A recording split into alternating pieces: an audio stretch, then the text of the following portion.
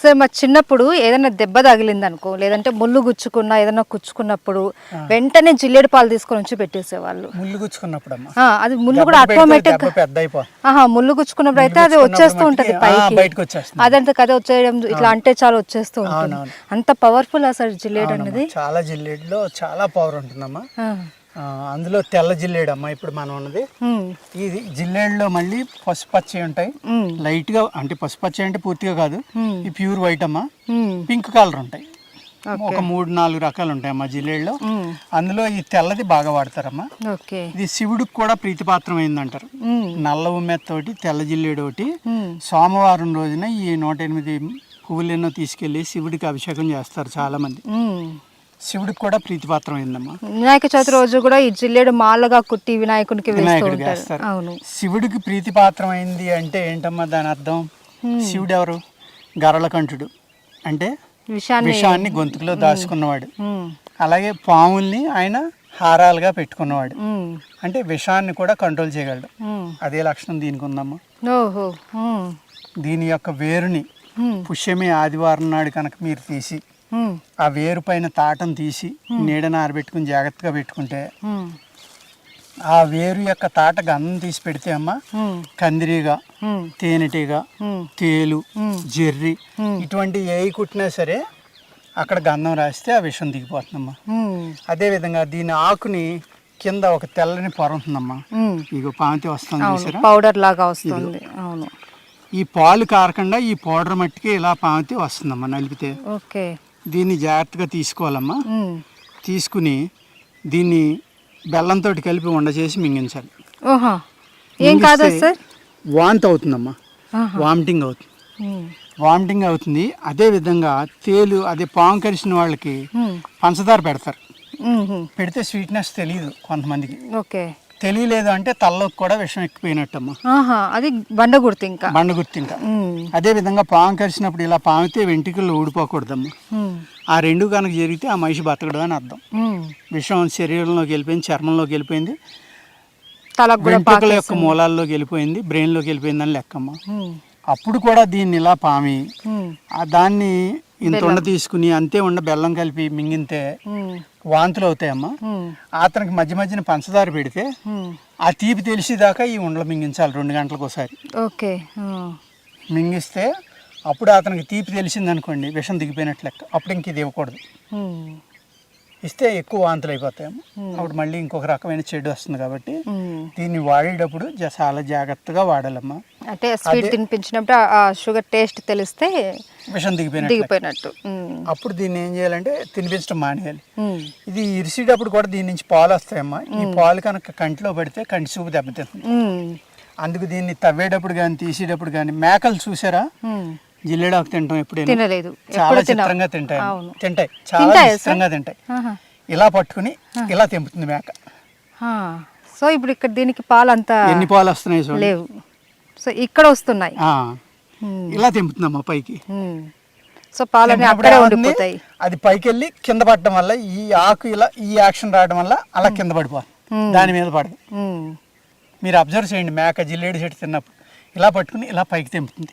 మళ్ళీ రేపొద్దున ఈ ఆకుని మళ్ళీ అక్కడ పట్టుకుని తెంపుతుంది. ఈ ఆకు అంతా ఒక రోజు తింది, మళ్ళీ కొరికితే మీద పాలు పడతాయని ఇక్కడ కొరుకుతుంది. అలాగే మనం ప్రకృతిలో ప్రతిదాన్ని అబ్జర్వ్ చేస్తూ ఉంటే ప్రకృతి నుంచి అనేక పాఠాలు మనం నేర్చుకోవచ్చమ్మా. అందుకు మీకు ఒక ఉదాహరణగా మేక ఎలా తింటుందని చెప్తున్నా. అదేవిధంగా ఈ పువ్వులు ఉన్నాయి కదమ్మా, ఈ పువ్వులను కోసుకోవాలి. కోసుకుని వీటిని మిక్సీలో వేసి పేస్ట్ చేసుకోవాలమ్మా. లేదు కలవంలో వేసి మెత్తగా నూరుకోవాలి. ఇది ఎంత అయితే తూకం ఉందో అంతే తూకంతో మీరు మిరియాల పొడిని కలుపుకొని బాగా నూరి దీన్ని మాత్ర కట్టుకోవాలమ్మా. ఇది దగ్గుల మీద, సైనస్ మీద, నాజల్ ఎలర్జీల మీద అద్భుతంగా పనిచేస్తుందమ్మా. బఠానీ సైజు మాత్ర కట్టుకోవాలి, ఉదయం ఒకటి సాయంత్రం ఒకటి. ఎంత అద్భుతంగా పనిచేస్తుంది అంటే నాజల్ ఎలర్జీల మీద ఒక మిరకిల్ మెడిసిన్ అమ్మ ఇది. అదేవిధంగా ఈ మొగ్గలు ఉన్నాయి చూడండి, దీనికి పువ్వు కాదు ఇది మొగ్గ. ఈ మొగ్గను తీసుకోండి, ఇక్కడ ఇలా అంటే ఇది ఎడుతుందమ్మా పక్కకి. ఇగో దీని లోపల ఒక ఇది ఎడదీస్తే ఇడిసేస్తుంది కదమ్మా, దీని లోపల ఒక లవంగ మొగ్గ పెట్టాలమ్మా. ప్రతి పువ్వుకి ఒక లవంగ మొగ్గ పెట్టి దీన్ని ఇవన్నీ కలిపి ఒక కుండలో పెట్టి వారం రోజులు వదిలేయాలమ్మా. ఓకే. వారం రోజుల తర్వాత అవన్నీ తీసుకుని నూరి సేమ్ అంతే మాత్ర కట్టుకుని ఇచ్చినా కూడా అదే విధంగా ఇది ఉపయోగపడుతుంది. ఓకే.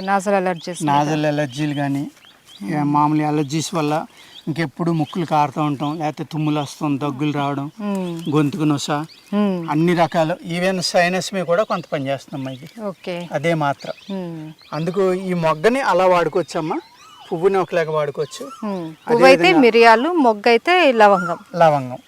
అదే విధంగా దీని ఆకుల్ని మాడిచి ఆ మసి ఆవాలు కలిపి తీసుకుంటే లివర్ కూడా ఆకలి పెరిగి ఫ్యాటీ లివర్ కూడా తగ్గడానికి ఈ జిల్లేడు ఆకు అనేది పనిచేస్తుంది. ఓకే. సో జిల్లేడు పాలు దేనికన్నా యూజ్ చేస్తారా? జిల్లేడు పాలు ఆకలి పెరుగుతుంది కానమ్మా, ఇది నోరు పుండాడుతుంది. ఓకే.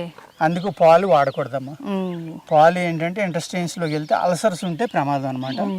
అందుకు జిల్లేడు పాలు కంటిలో పడకూడదు, మనం తినకూడదు. సో దాన్ని అవాయిడ్ చేయడం బెటర్. ఓకే. పాలు కాకుండా మీకు పువ్వు, మొగ్గ, ఆకు, వేరు అన్నీ ఉపయోగపడతాయి. అదేవిధంగా మానుపసుపు, జిల్లేడు వేరు, గోరోజనం అని ఉంటుందమ్మా. ఆవు యొక్క గాల్ బ్లాడర్లో ఉన్న స్టోన్స్, అది తులం 1,50,000 50,000 నుంచి 1,50,000 తులం. ఓకే. ఈ మూడు కలిపి కనుక మనం ఒక చిన్న కణికిల కింద చేసుకుని ఆ కణికిలతోటి కనుక మీరు బొట్టు పెట్టుకుంటే మీరు ఎక్కడికి వెళ్ళినా ఎవ్వరూ మీ మీద కోప్పడరు. ఓకే. మెయిన్ నరదృష్టి లాంటి అంటూ ఉంటారు కదా, అలాంటివి ఏముండవమ్మా. నరదృష్టి ఉండదు, ఎవరు మీరు చెప్పిన దానికి ఎదురు చెప్పరు. అద్భుతమైన శక్తి ఉందమ్మా అది. నేను ఎన్నోసార్లు దాన్ని ఇక్కడ లోకల్ పీపుల్కి ఏ ప్రాబ్లమ్స్ ఉన్నాయంటే భార్యాభర్తలు దెబ్బలాడుకోవడం, ఇటువంటి వాళ్ళకి ఇస్తే ఇద్దరు బొట్టు పెట్టుకుంటే ఇద్దరు ఒకళ్ళ మాట ఒకళ్ళు మాట్లాడు కలిసమ్మా, వాళ్ళిద్దరూ మళ్ళీ కాపురం చేసుకుని హ్యాపీగా కలిసిపోయినవి కూడా ఉన్నాయి. సో అంత మహత్యం గలదు జిల్లేడు వేరు.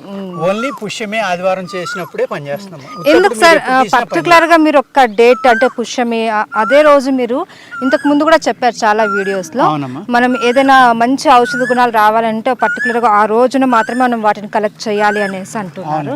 ఎందుకు సార్ అలా? అంటే మన యూనివర్సల్ మ్యాగ్నెటిక్ ఫీల్డ్స్ ఏ అయితే ఉన్నాయో, కాస్మిక్ ఎనర్జీ అంటాం కదమ్మా, ఆ కాస్మిక్ ఎనర్జీ యొక్క ప్రభావం ఆ చెట్టు మీద పడి ఆ చెట్టు ఆ ఎనర్జీని అబ్జర్వ్ చేసుకుని 100% మూలికా లక్షణాలు అనేవి 100% ఉంటాయమ్మా రోజు. అందుకోసమే ఆదివారం పుష్యమే నక్షత్రం అని చెప్పిందమ్మా. ఎందుకంటే అంత ఎక్కడో ఉన్న గ్రహాలు ఇంత ప్రభావం ఉందా అని మీరు అడగొచ్చు. సముద్రాన్ని మీరు ఎప్పుడైనా అబ్జర్వ్ చేశారో లేదో, సముద్రానికి ఎబ్ అండ్ టై అంటారమ్మా, పాటు అంటారు.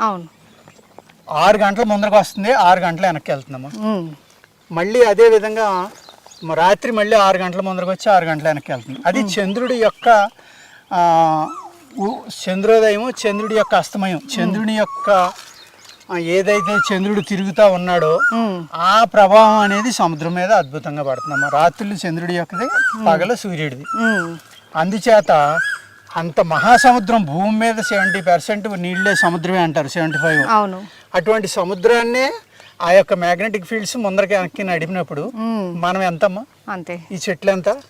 అందుకు వాటి ప్రభావం అనేది వృక్షాల మీద, చెట్ల మీద పడుతుంది. కాబట్టి ఆ ప్రభావాన్ని అవి తీసుకున్న రోజునే మనం వాటిని తీసుకుంటే అప్పుడు ప్రభావం అనేది మనకి అద్భుతంగా పనిచేస్తుందమ్మా. అదే విధంగా సూర్యుని యొక్క వృక్షాలు, చంద్రుని యొక్క వృక్షాలు కూడా ఉంటాయి. అలా డిఫరెంట్ ఉంటాయి. సూర్యశక్తిని తీసుకునే వృక్షాలు కొన్ని ఉంటాయి, చంద్రశక్తిని తీసుకునే వృక్షాలు ఉంటాయమ్మా. అదే విధంగా వృక్షంలో ఉన్న బలాన్ని సూర్యుడు తీసేసుకుని ఉంటాయి, కొన్ని చంద్రుడు తీసేసుకుని ఉంటాయి.